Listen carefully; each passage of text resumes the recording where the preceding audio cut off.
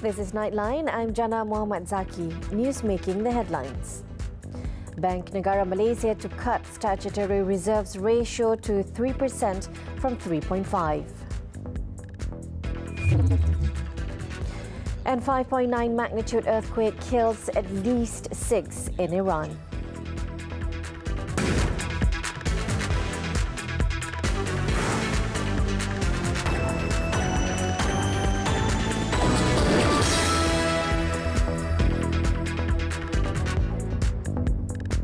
Bank Negara Malaysia will cut the statutory reserve requirement SRR ratio to 3% from 3.5% effective November 16th.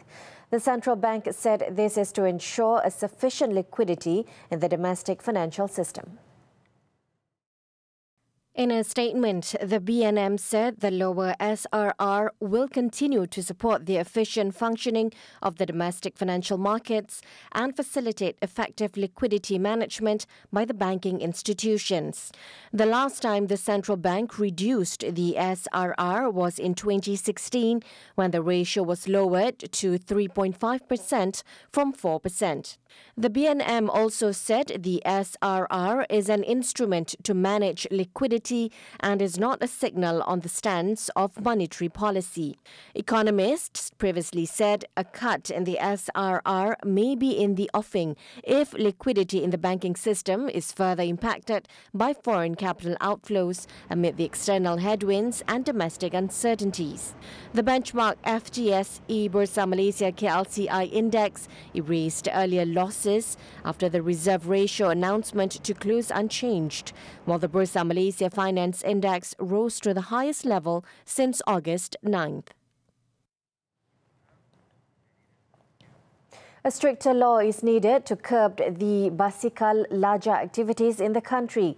Deputy Inspector General of Police Datuk Mazlan Mansoor said the basikal lajak activities was one of the issues which was linked to public order other than involving the safety of road users. Kita lihat begini sajalah ya. Pihak polis sebagai badan penegak kuasa undang. Kita memerlukan undang-undang yang ketat bagi bukan saja isu-isu ini dan juga isu lain yang boleh menjaskan keamanan awam, kesejahteraan masyarakat khususnya dalam perkara ini di konteks Raja Raya. So kita melihat kepada peruntukan undang yang boleh mengekang aktiviti ini. Datuk Mazlan said this at the handing over of certificates ceremony for cadet inspectors at the Police Training Centre, Pulapol on Friday. Statistics show that 116 modified bicycles were confiscated in 13 operations from January to October this year. 26 locations have also been identified as the hot spot for modified bicycles activities. On Monday, Bukit Aman Investigation and Traffic Enforcement Director Dato' Azizman Alias said police are mulling over suggestions to take action against parents whose children are caught using modified bicycles under the Child Act. Dato' Azizman said, apart from action under existing traffic law, legal action could be used against parents or guardians who fail to ensure that those under their care are not involved in this activity. The Education Ministry has set up a committee to look into a new mechanism that can be used to repay the National Higher Education Fund (PT-PTN) loans. The Deputy Education Minister on Friday said besides PT-PTN issues, the ministry will also look into other aspects related to the national education system.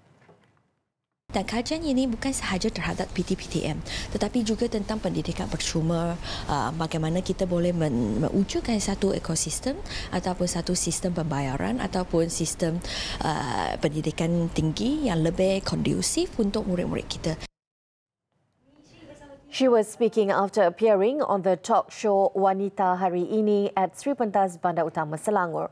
Teo said they are still waiting for the full report from the committee before it will be brought to the cabinet.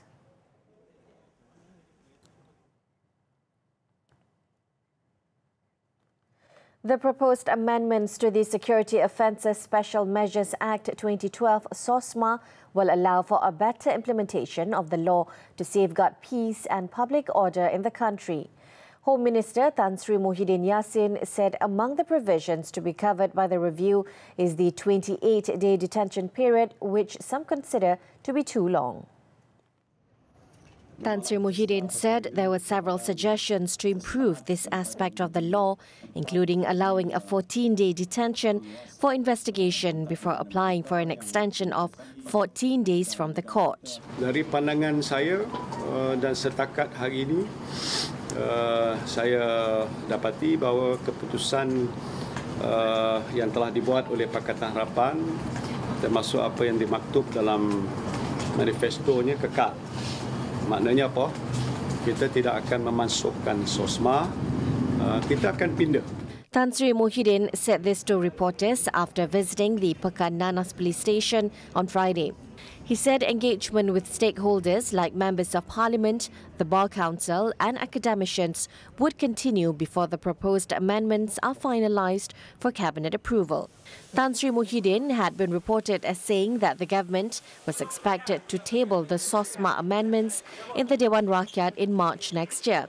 He added what the government was doing now was not linked solely to the LTTE, but also involved cross-border crime and terrorism, which needed to be tackled together. The Ministry of Primary Industries is identifying new potential markets for palm oil in Africa, home to 1.2 billion people. Its Minister, Teresa Coxo-Sim, said as palm oil is one of the most affordable cooking oils compared with soybean oil, sunflower oil and olive oil, it has the potential to produce palm oil-based products as a viable option for Africans.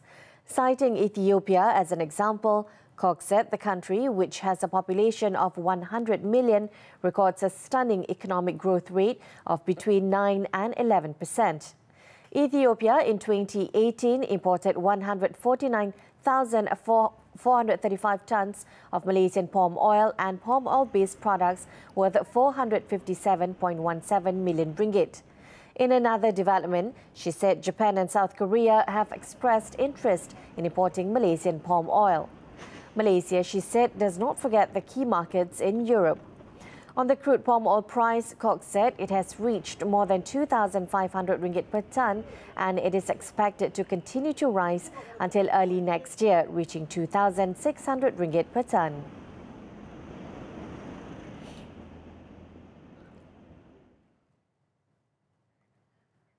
A witness in the murder trial of Cradle Fund Chief Executive Officer CEO Nazrin Hassan told the Shah Alam High Court on Friday that the man's body was unlike the bodies of other fire victims when it was found.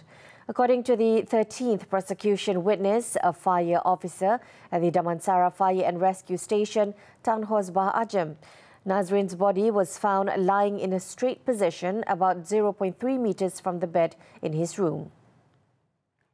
Abang pindah kotak. Semua sekali. Pak, semua sekali. Terus.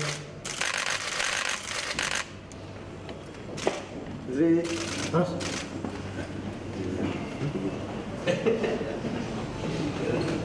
Saya bukan kamu.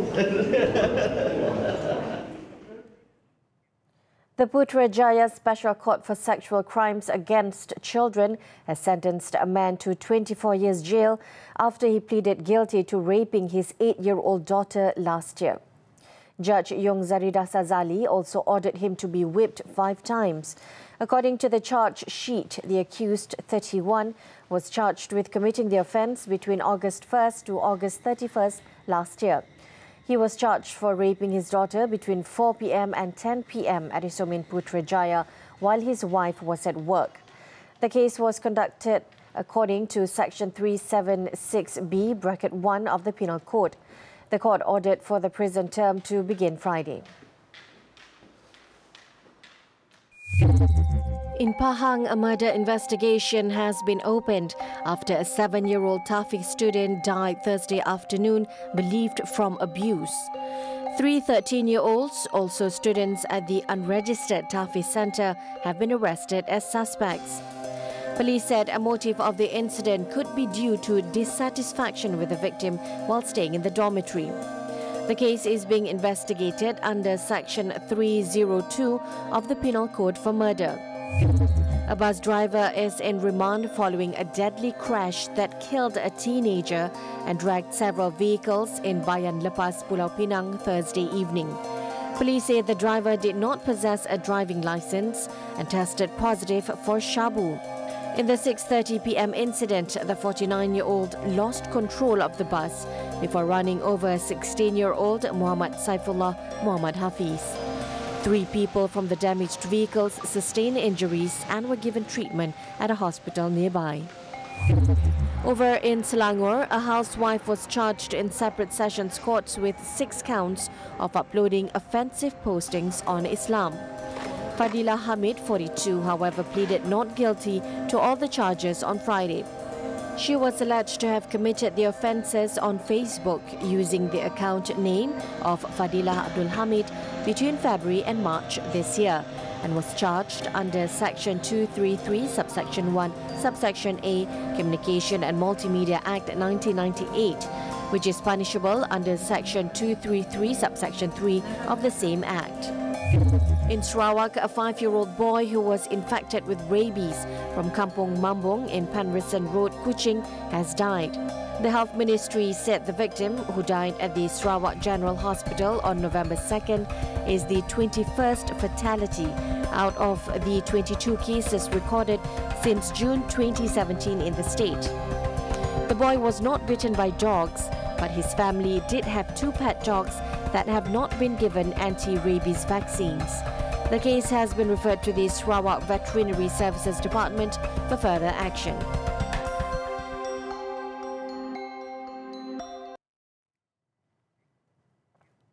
The Selangor government has so far approved 277 Rumah Selangorku RSKU projects for the construction of 121,695 residential units. State Housing and Urban Living Committee Chairman Haniza Talha said 38 RSKU projects have been completed as at October 15th and 14,781 units have been delivered to buyers. Dan permohonan ataupun pendaftaran yang ada ya setakat ini September tahun ini seramai 192,564 unit. Jadi kita tidak jauh ke belakanglah daripada bilangan pemohon dan juga unit-unit yang kita rancang untuk siapkan. Ya, ada juga unit yang sudah siap dan juga dalam proses pembinaan dan juga dalam peringkat perancangan. She added that 61 projects involving 22,274 housing units of 5 different designs are still under construction. Another 178 projects involving 86,640 units are at the planning stage. Haniza said currently there are 56,782 applicants currently on the waiting list.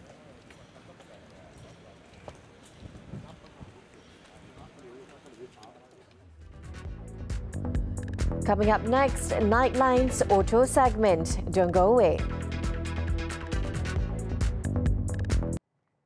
We're back with the auto segment. The RT model is one of BMW's most popular motorrad model and needs no introduction. And the German brand aims to further strengthen its grip with the launch of the 2019 R1250 RT. Our very own Raymond Goh had the chance to take what is dubbed as the best ever RT and its more than 40-year history for a spin. Let's hear what he has to say about the exciting machine.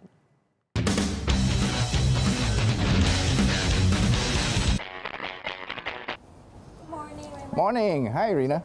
Thank you so much. Appreciate it. Sure.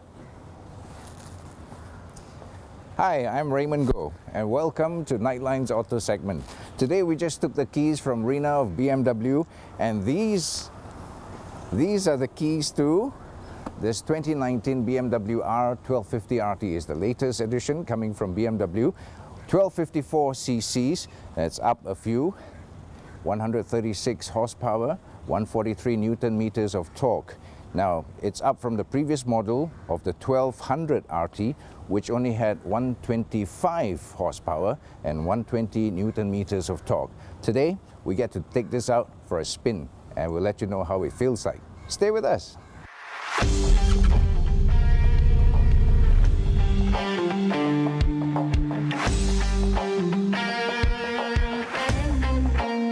The new RT features an extensively further advanced boxer engine and achieves a whole new level of power.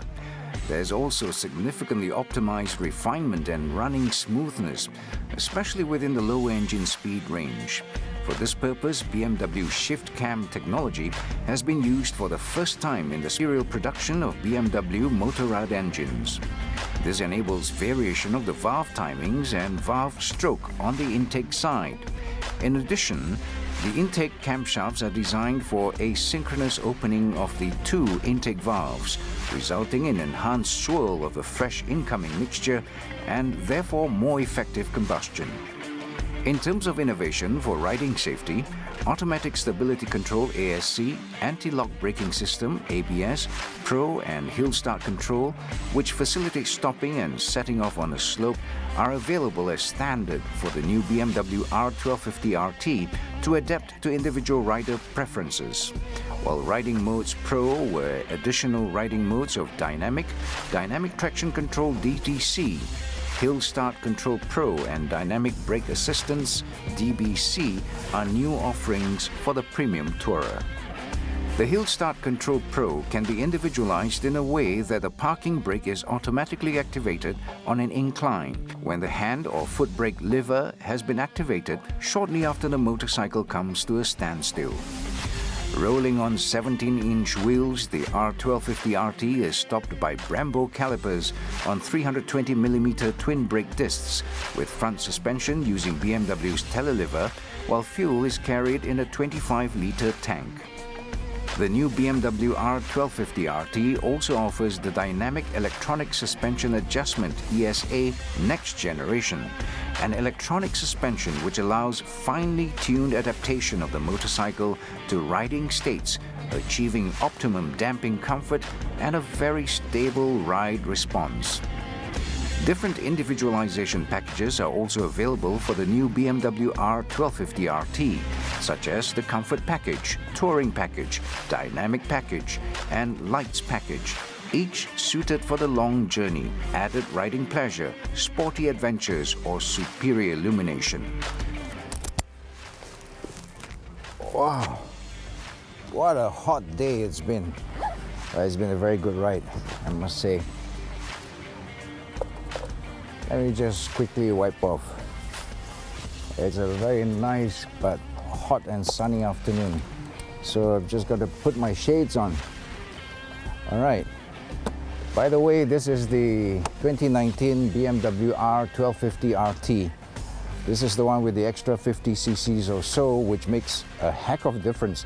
And this is the bike which comes with the brand new boxer engine that has the shift cam technology. And what the shift cam technology basically does for the motorcycle is it allows more linear acceleration, better and faster acceleration, and also allows the torque to come in at much lower revs, much smoother, and we really appreciate that.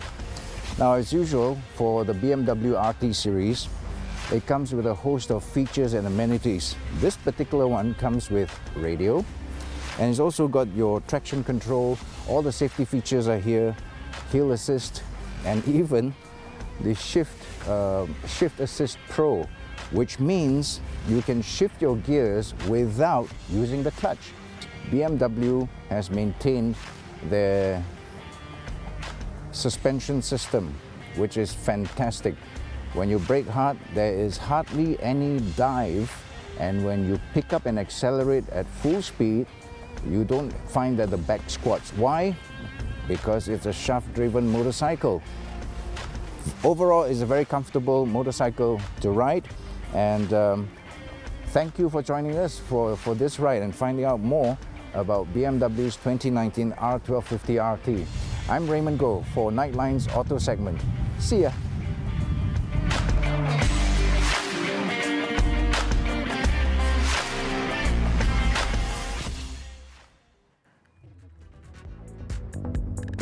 Scores of bushfires burn out of control in Australia. Stay tuned.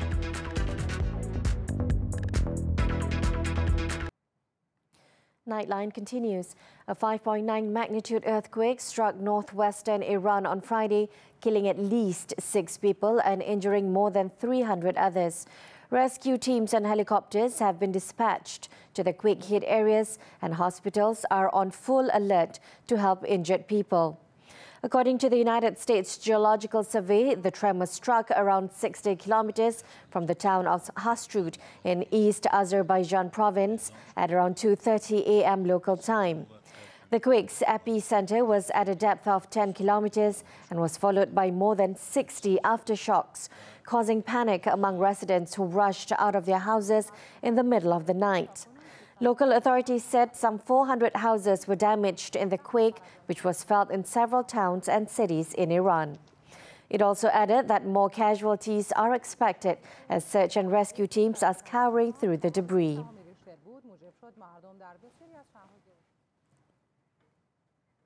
Parts of Australia faced an unprecedented bushfire threat on Friday evening as more than 100 blazes burned across coastal New South Wales and Queensland. Hundreds were warned to seek shelter from fires rather than flee, as it was now too late to leave. According to the New South Wales Rural Fire Service, as of 5:30 p.m. local time Friday, there were 96 fires across the state, with 57 burning out of control in Queensland, destroying multiple buildings, including a school. The fires, many in drought-affected areas, were being exacerbated by gusty winds and up to 35 degrees Celsius of heat. The blazes also forced major roads and highways to be closed, and motorists in affected areas have been advised to delay non-essential travel. It is understood that more than 1,000 firefighters and 70 aircraft had been deployed to battle the blaze.